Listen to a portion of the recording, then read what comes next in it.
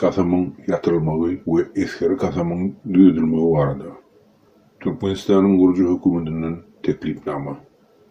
Bilgi, fikir, söz ve informasyon taydan uzak wagt dünya yapıp kolan istenlik kur devletin ilatını iri yaştan ol devletin başında duran şahsiyet kultuna yani men prezident, men şah, men sultan diyeni entek beyni bekmedik.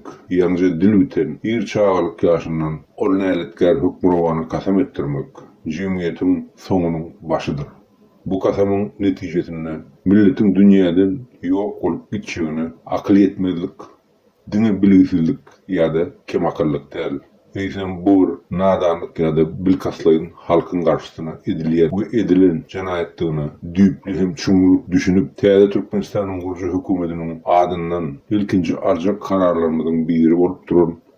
Yurdun içinde harba kasamların başka ehli kasamların ve prezidenti ve parlak varadaki sözlerini yatılmağı varada karar kabul edilmeğini teklif ederiz. Bu teklif ehli umumi ilatın ve Milli Halat Ediş Komitesi'nin dikkatini ödürlünye.